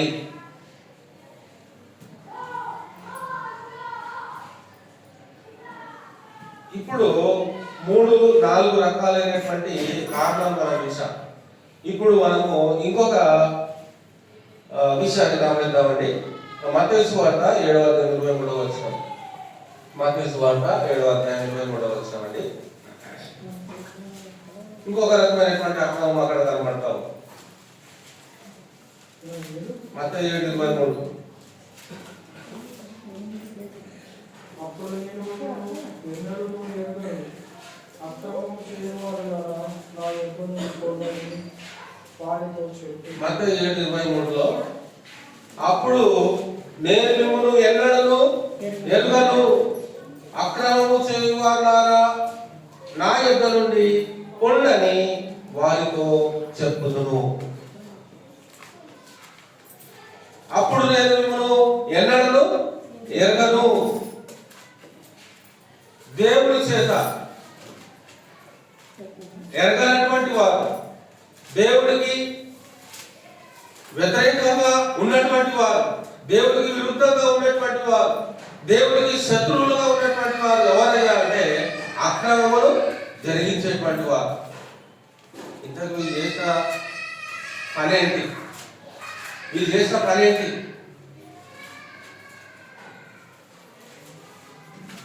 ఏ పని చేశారు వీళ్ళు? ఎన్నో వస్తున్నారు మనకు 17 23. అప్పుడు నేను ఎన్నడూ మనం అక్రమం చేయమన్నారు నాయకుడిని కొండని వాటిని చెప్పాను. వాళ్ళు ఏం చేశారు? ఏదైనా తప్పు చేశారా అంటే అవును, వాళ్ళు తప్పు చేశారు. వాళ్ళు తప్పు చేశారు. 15వ వచనం చూడాలి. అబద్ధ ప్రవక్తలను గూర్చి జాగ్రత్త పడుడి. అబద్ధ ప్రవక్తలను గూర్చి జాగ్రత్త పడుడి. వారు గొర్రెల చర్మము వేసుకొని మీ వద్దకు కానీ లోపల వారు క్రూరమైన తోడరు. వారి ఫలం వలన మీరు వారిని తెలుసుకుందురు. ముళ్ళ పొలంలో ద్రాక్ష పండ్లైనను పల్లేరు చెట్లను అంజూరు పండ్లైనను పోయుదురా. అలాగనే ప్రతి మంచి చెట్టు మంచి ఫలములో ఫలించును, పనికి మాలిన చెట్టు కాని ఫలములో ఫలించును. మంచి చెట్టు కాని ఫలములు ఫలింపనేరదు, పనికి మాలిన చెట్టు మంచి ఫలములు ఫలింపనేరదు. మంచి ఫలము ఫలింపని ప్రతి చెట్టు, గమనించండి, మంచి ఫలములు ఫలింపని ప్రతి చెట్టు నరకబడి అగ్నిలో వేయబడును. కాబట్టి మీరు వారి ఫలము వలన వారిని తెలుసుకుందురు. అప్పుడు ఏమంటున్నారు 21వ వచనంలో?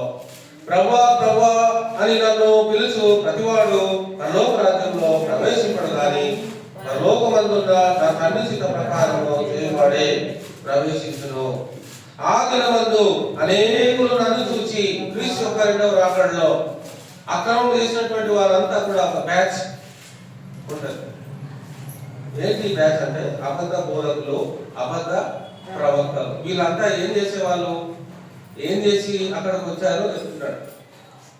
ఆ దినమందు అనేకులు నన్ను చూచి ప్రభువా ప్రభువా మేము నీ నామమున ప్రవచింపలేదా, నీ నామమున దయ్యములను వెలగొట్టలేదా, నీ నామమున అని చెప్పుదురు, నీ నామమున అనేకమైన అద్భుతములు చేయలేదా అని చెప్పుదురు. అంటే దేవుడికి, ప్రభువుకి జ్ఞాపకం చేస్తున్నారు వాళ్ళు చేసిన మంచి పనులన్నీ కూడా. వాళ్ళు చేసిన మంచి పనులన్నీ కూడా ప్రభువుకి జ్ఞాపకం చేస్తున్నారు. ఏంటి వాళ్ళు చేసిన మంచి పనులు? అద్భుతములు చేశారు, ఆశ్చర్యకార్యాలు చేశారు, మహాకార్యాలు చేశారు. దయ్యాలను కూడా యేసు నామములో గర్దిస్తున్న పో అని ఎలగొట్టాము. ఎవరి నామంలో? యేసు నామంలో. యేసు నామంలో పో అని వెలగొట్టాము. గర్దించారు, బుద్ధి చెప్పారు, అపవాదిని పారద్రోలారు, అద్భుతాలు చేశారు, ఆశ్చర్యకార్యాలు చేశారు. ఇవన్నీ కూడా మేము ఈ నామంలో చేశాం కదా ప్రభువా అని ప్రభు యొక్క రాకడ దినమందు వీళ్ళంతా కూడా ఆయన అడుగుతూ ఉంటారట. నేను చేసింది తప్పేంటి, నేను చేసిన తప్పేంటి అయ్యా అని నోటీస్ మరలా జ్ఞాపకం చేస్తున్నారు. యేసుక్రీస్తు పేతురును మరలా జ్ఞాపకం చేసినట్టు వీళ్ళు యేసుక్రీస్తు ప్రభువారి జ్ఞాపకం చేస్తున్నారు. పేతురు ఏ స్టేట్మెంట్ ఇచ్చాడు? 3వసారి అడిగితే పేతురు ఏ స్టేట్మెంట్ ఇచ్చాడు యేసుక్రీస్తుకి? నాకంటే ఎక్కువ నీకే బాగా తెలుసు అని పేతురు స్టేట్మెంట్ ఇచ్చాడు, అపోస్తలుడు అయినటువంటి పేతురు. మరి ఇక్కడ వచ్చినటువంటి అబద్ధ ప్రవక్తలు, బోధకులు నీకేం తెలియదు ప్రభావ, మేము చెప్తున్నాను చూడ నేనేం చేశాము లోకంలో చెప్తున్నారు. అంతేనండి?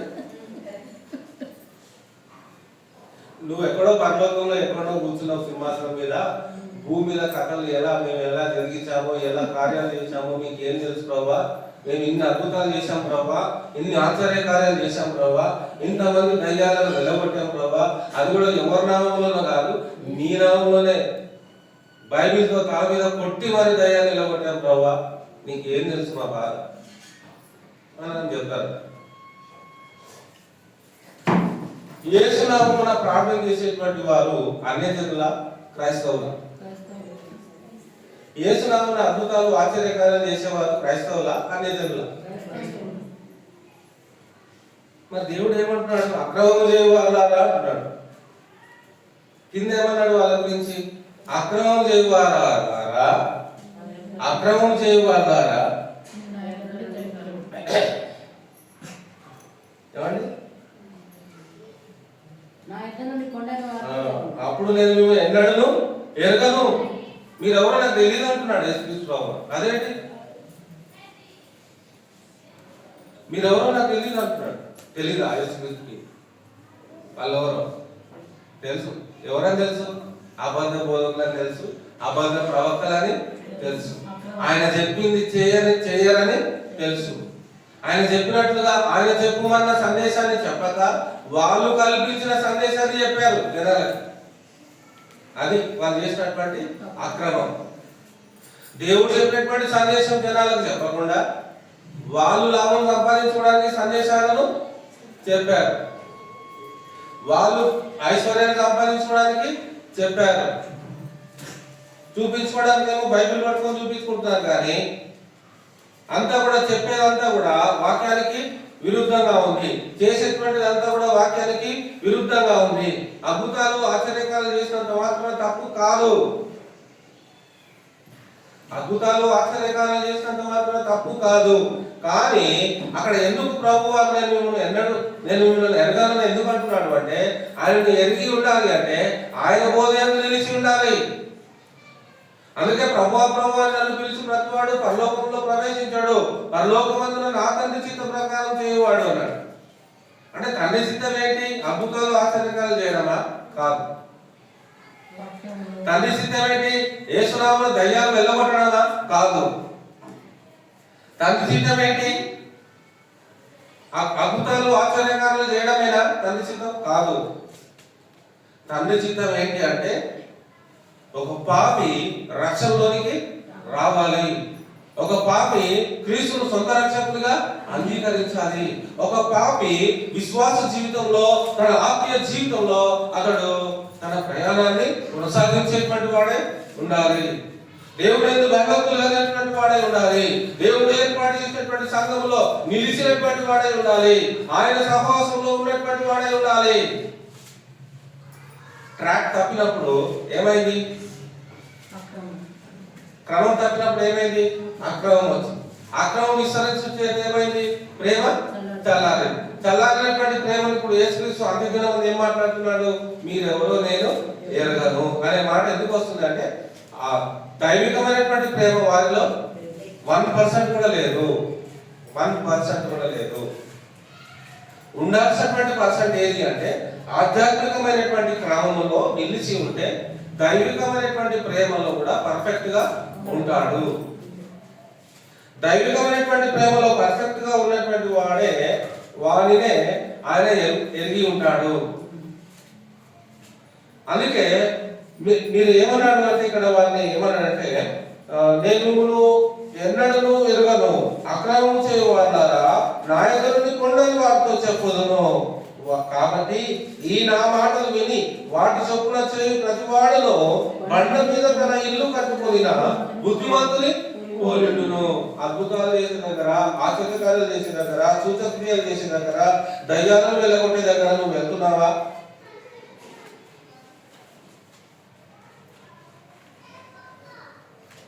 దయ్యాలను వెళ్ళగొట్టే దగ్గర, అద్భుతాలు చేసిన దగ్గర, ఆశ్చర్యకార్యాలు చేసిన దగ్గర నువ్వు వెళ్తున్నావా?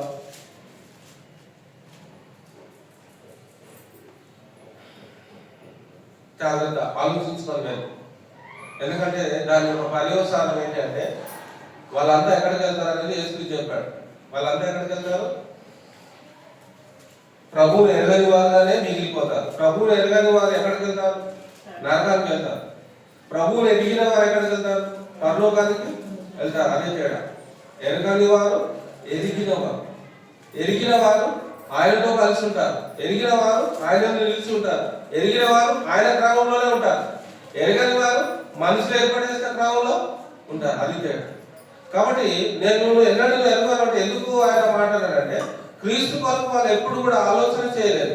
క్రీస్తు యొక్క క్రమం ఏంటి, ఆయన ఉద్దేశం ఏంటి, ఆయన ప్రణాళిక ఏంటి, ఆయన ఆలోచన ఏంటి, నా ఆయన యొక్క ఉన్నతమైనటువంటి తలం ఏంటి అనేటువంటి అవగాహన లేనటువంటి వారుగా ఎప్పుడు చూసినా కూడా తమ సొంత శరీరాలకు సంబంధించినటువంటి, సొంత లాభం సంబంధించినటువంటి ఇల్లు విషయంలో, ఉద్యోగాల విషయంలో, వ్యాపారాల విషయంలో, సంపాదన విషయంలోనే వారి యొక్క జీవితం అంతా పోయింది. కానీ ఆధ్యాత్మికమైనటువంటి క్రమం దేవుడు ఒకటి పెట్టాడు. ఆ క్రమంలో ఎలా జీవించాలి, ఎలా బ్రతకాలి, ఎలా ఆయన నామానికి మహిమకరంగా బ్రతకాలి అనేటువంటి ఆ బ్రతుకులు విడిచిపెట్టి ఇదే బ్రతకాలి వాళ్ళు ఆ అసలైనటువంటి బ్రతుకులు విడిచి ఈ శరీరతత్వ సంబంధమైనటువంటి బ్రతుకులో వాళ్ళు ఉన్నారు. కాబట్టి నేను మిమ్మల్ని ఎరగను అంటాడు, అక్రమము చేయవారా. కాబట్టి చాలా ఘోరమైనటువంటి మాట అసలు, అలా చాలా షేమ్ అలా మాట. అద్భుతాలు ఆశ్చర్యకాలు చేసేటువంటి బోధకులకి తలదించుకునేటువంటి మాట, యేసుక్రీస్తు అనబోయేటువంటి మాట, ఆయన రాకడలో అలాంటి వారితో చెప్పేటువంటి మాట. వాళ్ళకు చెప్తున్నాడంటే వాళ్ళని వెంబడించిన వారికి కూడా వర్తిస్తారు అది, అంతే కదా. వాళ్ళకి మాట అంటున్నాడంటే వాళ్ళని వెంబడించిన వారికి కూడా ఇది వర్తిస్తుంది. ఎందుకంటే గుడ్డివాడు గుడ్డివాడికి త్రోవ చూపెట్టలేడు. ఇప్పుడు ఒక గుడ్డివాడిని మనం నమ్మితే ఆ గుడ్డివాడు ఎటు వెళ్ళినా కూడా మనము ఆయన వెంబడే పోవాల్సి వస్తుంది. మనకు తెలుసు ఎదురుగా గుంట ఉందని, కానీ గుడ్డివాడికి తెలియదు. అయినా సరే గుడ్డివాడు నడుస్తున్నాడు కదా, నేను కూడా నడుస్తాను పోతావా? పోం కదా. ఎదుట గుంటుంది, గుడ్డివాడు పడతాడు, అతన్ని పట్టుకున్నవాడు కూడా అదే మాట ఇక్కడ చెప్తుంది. అంటే వాళ్ళని వెంబడించినటువంటి వారు, అలాంటి వారిని వెంబడించినటువంటి వారు కూడా వాళ్ళు ఎక్కడికి వెళ్తారో వీళ్ళు కూడా అక్కడికే వెళ్తారు. ఎందుకంటే వీళ్ళు దేన్ని ప్రేమించారు అంటే దేవుని యొక్క జ్ఞానాన్ని ప్రేమించక, దేవుని యొక్క క్రమాన్ని ప్రేమించక, మనుషుల యొక్క జ్ఞానాన్ని కోరారు. గలతీ పత్రిక 1వ అధ్యాయము గమనించినట్లయితే, గలతీ పత్రిక 1వ అధ్యాయము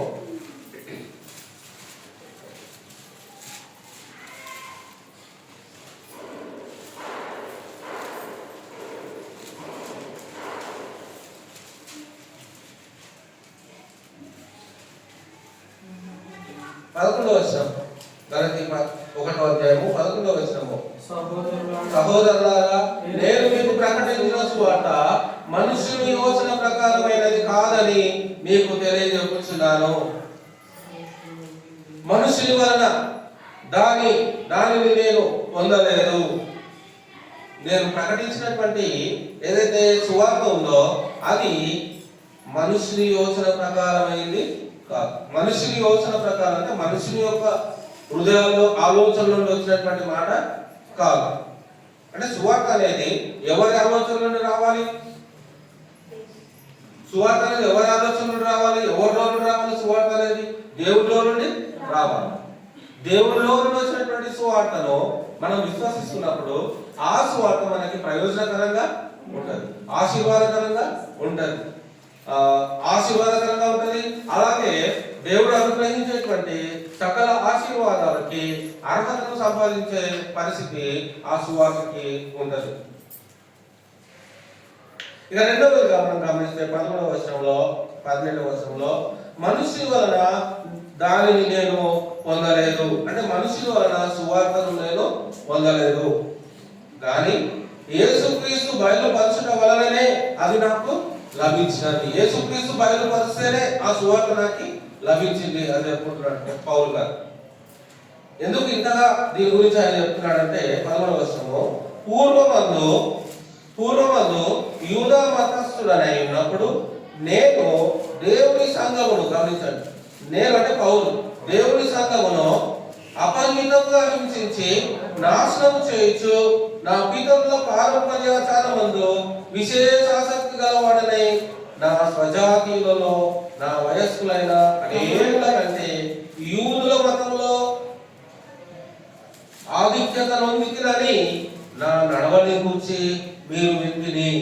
15వ వచనం, అయినను తల్లి గర్భమునందు పడినది మొదలుకొని నన్ను ప్రత్యేకపరిచి తన కృప చేత నన్ను పిలిచిన దేవుడు నేను అన్యజనులలో తన కుమారుని ప్రకటింపవలెనని ఆయనను నా యందు బయలుపరపను అనుగ్రహించినప్పుడు మనుష్య మార్పులతో నేను సంప్రదింపలేదు. నాకంటే ముందుగా అపోస్తులైన వారి యొద్దకు యెరూషలేముకైనను వెళ్ళను లేదు, కానీ వెంటనే అరేబియా దేశంలోనికి వెళ్ళి తిని పిమ్మట దమస్కు పట్టణమునకు తిరిగి వచ్చింది. ఇక్కడ ఏం చెప్పుకుంటున్నాడు పౌలు గారు? 10వ వచనం తర్వాత 10 వచనం 1 గలతీ 1:10.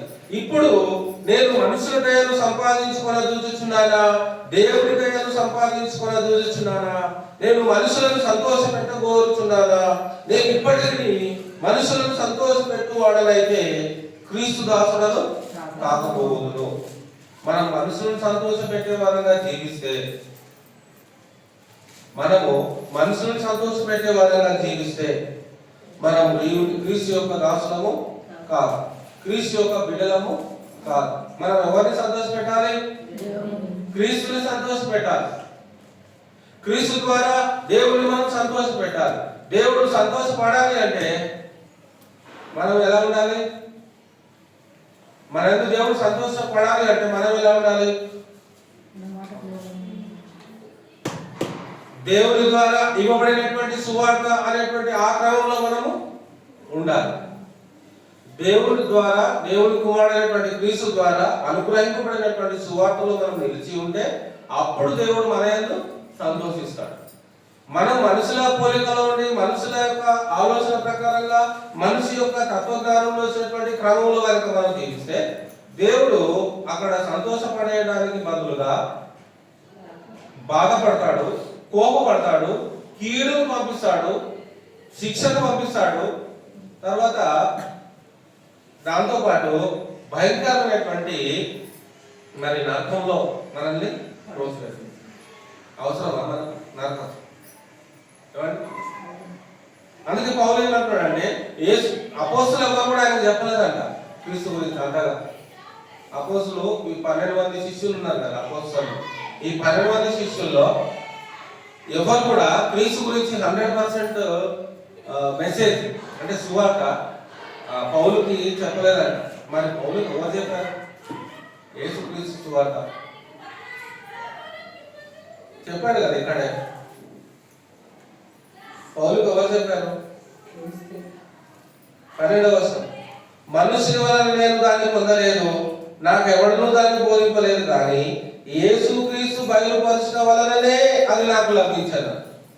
డైరెక్ట్ సువార్తకి అధిపతి అయినటువంటి వాడు, సువార్తకి బలమైనటువంటి వాడు, సువార్తకి నాయకుడైనటువంటి వాడు, ఆ సువార్త గురించి ఆయనే చెప్పినాడు. క్రీస్తు యొక్క సువార్త గురించి క్రీస్తే పౌలు గారికి చెప్పాడంట. కాబట్టి డైరెక్ట్ గా క్రీస్తు దగ్గరనే ఆయన సువార్తని నేర్చుకున్నాడు, విన్నాడు క్రీస్తు దగ్గర. క్రీస్తు దగ్గర నేర్చుకున్నటువంటి వాడు పౌలు ఎలా మాట్లాడాలి? ఇప్పుడు క్రీస్తు ఎలా మాట్లాడాడో అలాగే మాట్లాడాడు. క్రీస్తు ఏ ఉద్దేశంతో ఆ మాటలు చెప్తున్నాడు అదే ఉద్దేశంతోనే పౌలు గారు చెప్పాలి. అందుకే పత్రికలను మనం గమనించినప్పుడు పౌలు గారు చెప్పినంత సువార్త, పౌలు గారు తిరిగినటువంటి ప్రాంతాలు కానీ, పౌలు గారు తిరిగినటువంటి దేశాలు కానీ, పౌలు గారు చెప్పినటువంటి ఆ యొక్క అన్యజనుల విషయంలో సువార్త ప్రకటించేటువంటి ఎక్కువ స్థలాలకు ఆయన వెళ్ళాడు పౌలు గారు. అందుకే కొత్త నిబంధనలో ఎక్కువ పుస్తకాలు రచించినటువంటి ఒకే ఒక వ్యక్తిగా పౌలు గారు నిలువబడ్డాడు. 14 పుస్తకాలు రచించినటువంటి వాడుగా నిలువబడ్డాడు పౌలు గారు. సంఘాన్ని హింసించినటువంటి వాడు, సంఘాన్ని చిత్రహింసలు పెట్టి చంపినటువంటి వాడు, డైరెక్ట్ యేసుక్రీస్తు అతన్ని దర్శించి ఆయన సువార్త ఆయననే చెప్పుకున్నాడు. అంటే ఆయన పౌలుకి నేర్పించాడు, ఇది సువార్త, ఇలా చెప్పాలి, ఇలా ప్రజలను నా దగ్గర తీసుకొని రావాలి, ఇలా అనేక దగ్గరికి వెళ్ళాలి, నా సాక్షాత్తుగా నేను నిన్ను నియమించుకుంటున్నాను, కాబట్టి నువ్వు ఎక్కడికి వెళ్ళినా కూడా నేను నీకు తోడుగా ఉంటా అంటాడు. నాకు ఆ బలహీనత ఉంది, నాకు ఈ బలహీనత ఉంది అని మధ్య మధ్యలో చెప్పుకున్నా, నా కృప నీకు చాలు పో ఏమండి, నా కృప నీకు చాలు పో, నేను నీకు తోడుగానే ఉంటా. పౌలు గొప్ప అపోస్తలుడుగా పేరు ప్రఖ్యాతి గాంచినటువంటి వాడు, దేవుని కొరకు ఇలువబడినటువంటి వాడు, దేవుడు అతని ఎదుట పెట్టినటువంటి క్రమాన్ని అనేక మందికి తెలియజేసినటువంటి వాడు. అందుకే ప్రభు యొక్క క్రమంలో మనము నిలిచి ఉండడం వలన ఎంతో మేలుంది, ఎంతో ఆశీర్వాదం ఉంది. ఆయన క్రమాన్ని ఎప్పుడు కూడా మనం తప్పొద్దు, మీరొద్దు, అధిగమించొద్దు అనేది మనం నేర్చుకుంటూ ఉన్నాం. తర్వాత మనం గమనించినట్లయితే ఈ అక్రమాన్ని మనము దిద్దుబాటు చేయవలసినటువంటి అవసరం ఉంది. అక్రమమును ఎలా మనము పరిగణించాలి, అక్రమం నుండి ఎలా మనం తొలగి బయటికి రావాలి అనేది మనం నేర్చుకోవాలి. అక్రమంలో వెళ్ళడం ఈజీయే, కానీ అక్రమంలో వెళ్ళకుండా ఉండడం నేర్చుకోవాలి కదా. అక్రమం చేయడం ఈజీయే, ఎవరు నేర్పించాల్సిన అవసరం లేదు. దాన్ని నువ్వు చేసే అక్రమం అని చెప్పాల్సిన అవసరం లేదు. అది మన జీవితంలో అది ఎలా ఉంటుందంటే డిఫాల్ట్ లాగా ఉంటుంది. మంచి అనేది అంత తొందరగా చెయ్యం. మనం చెడు అయితే మనం చెప్పకుండా చేసేస్తాం కదా. చెడు చేయమని ఎవరో ప్రోత్సహించాల్సిన అవసరం లేదు. చెడు చేయొద్దని తెలిసినా మనం చెడు చేస్తూ ఉంటాం. ఇది డిఫాల్ట్ అన్నట్టు మన శరీర తత్వాన్ని బట్టి. కానీ మనం దాన్ని ఎలా కంట్రోల్ చేయాలనేది వాక్యం ద్వారా మనం నేర్చుకుందాం. తీతుకు రాసినటువంటి పత్రిక 1వ అధ్యాయము 5వ వచనము. తీతుకు రాసినటువంటి పత్రిక 1వ అధ్యాయము, కానీ తీతుకు రాసినటువంటి పత్రిక 1వ అధ్యాయము 5వ వచనం అండి.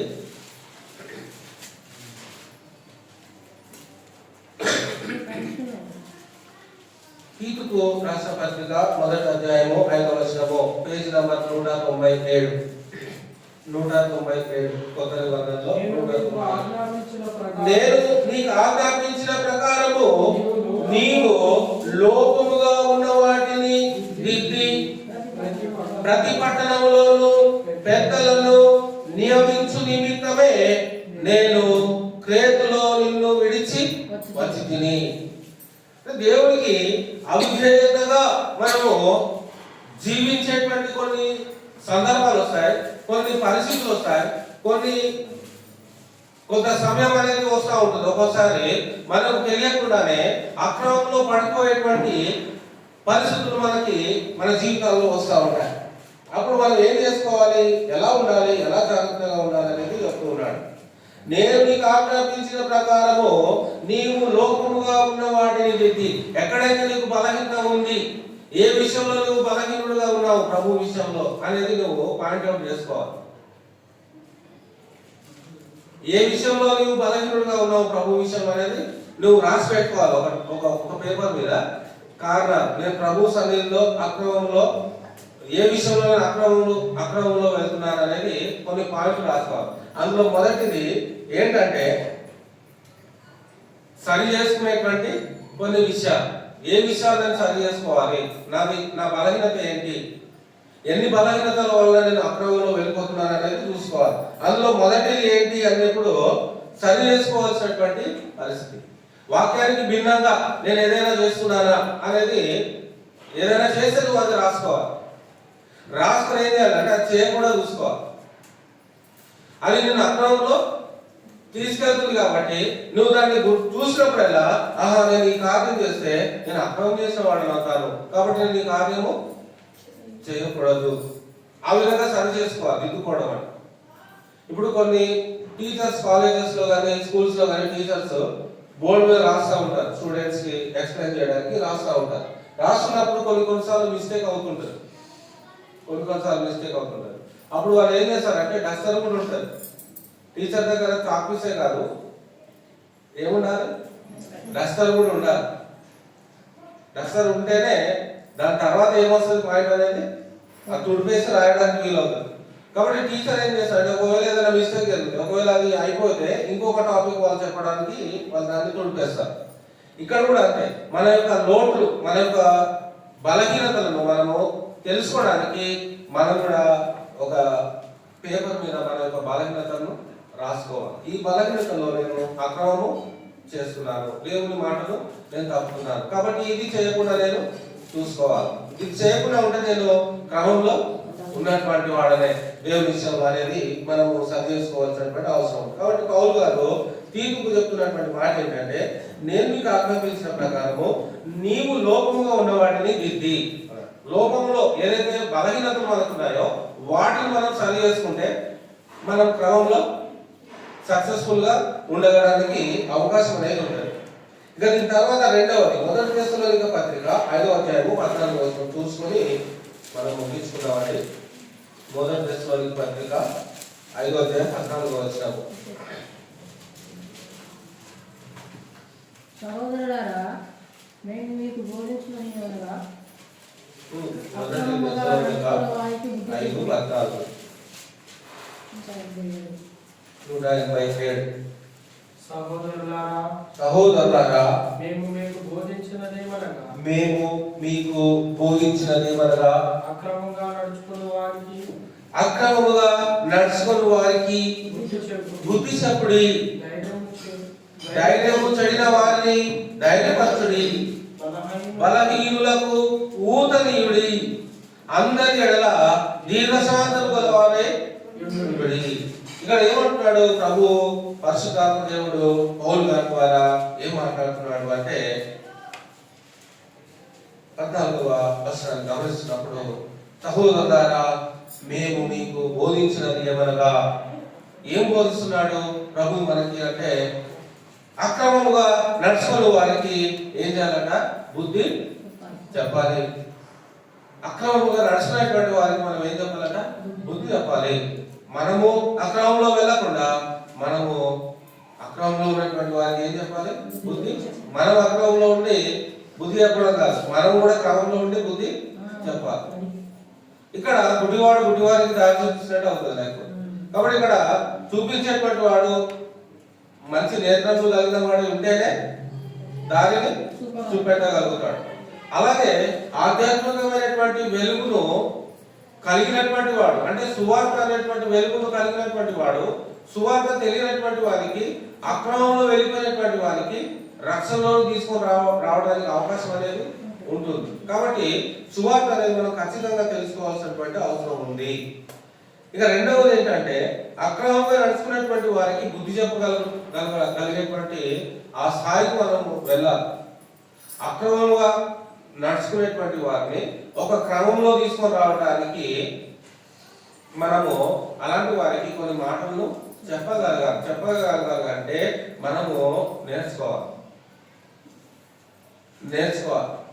ఎలా నేర్చుకుంటాం? మనము క్రీస్తు యొక్క సువార్త మనం ఎలా నేర్చుకుంటాము అంటే బాగా చదువుట ద్వారా, ధ్యానించడం ద్వారా, నెమరు వేసుకోవడం ద్వారా, వారానికి ఒకసారి బైబిల్ తీయడం ద్వారా కాదు, ప్రతిరోజు బైబిల్ చదవాలి, ప్రతిరోజు బైబిల్ ధ్యానించాలి. చెప్పబడుతున్నటువంటి మాటలు అలా ఉన్నవో లేవో అని ఎప్పటికప్పుడు పరీక్షించుకుంటూ కన్ఫర్మ్ చేసుకోవాలి. చెప్పేటువంటి వాడు అబద్ధం చెప్పవచ్చు, సత్యం కూడా చెప్పవచ్చు. కానీ చెప్పేది సత్యమా అబద్ధమా అనేది నీవు ఎరిగిన వాడివై అంటే నీ కూడా పని ఉంది, నీ కూడా బాధ్యత ఉంది. సువార్త ఇది ఆధ్యాత్మికమైనటువంటి సందేశం. కాబట్టి ఆధ్యాత్మికమైనటువంటి సందేశము మన ఆత్మలను దేవుని యొక్క నిలువ పెడుతుంది. సజీవులు గాను, యోగ్యులు గాను, విశ్వాసులు గాను నిలువ పెడుతుంది. కాబట్టి ఈ వాక్యము, నువ్వు వినే వాక్యము కల్పింపబడిన వాక్యం వింటున్నావా, లేకపోతే ఉన్నట్టుగా దేవుడు చెప్పినటువంటి మాటలను నువ్వు వింటున్నావా అనేది నువ్వు విశ్వసించిన వాడివై మరి నేర్పించేటువంటి వాడవై ఉండాలి. తప్పిపోయినటువంటి వారికి బుద్ధి చెప్పేటువంటి వాడవై ఉండాలి. అక్రమంగా నడుచుకునే వారికి బుద్ధి చెప్పాలి.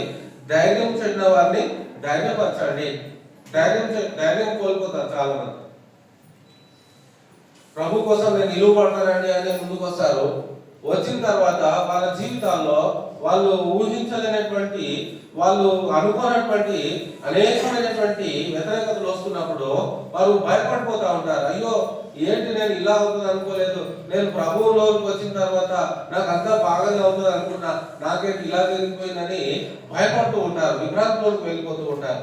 అలాంటి వారిని బలమైనటువంటి విశ్వాసం ఏం చేయాలి అంటే వాక్యం ద్వారా వారిని బలపరచాలి, ధైర్యపరచాలి. అంటే సువార్తకు అంత శక్తి ఉందా అంటే అవును, సువార్తకు అంత శక్తి. సువార్త ఏదో కాదు, దేవుని యొక్క మాటలే, ఆయన మాటలే సువార్త, ఆయన జీవితమే సువార్త.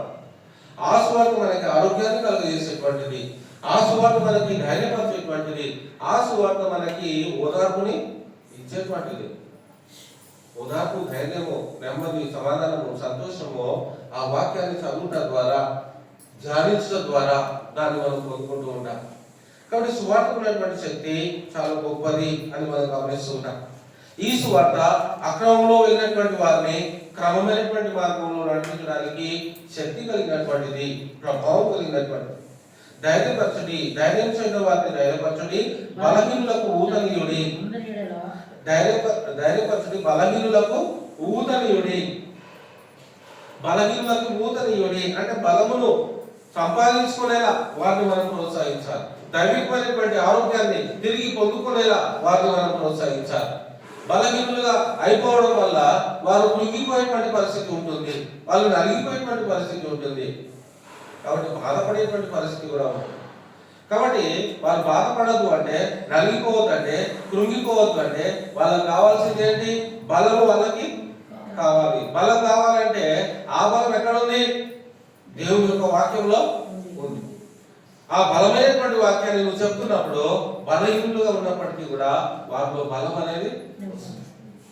తర్వాత గమనించినట్లయితే హెబ్రీ పత్రిక 4:12 నీ వాక్యము అని చెప్తూ ఉంటాడు. నీ వాక్యము ఏంటట? హెబ్రీ 4:12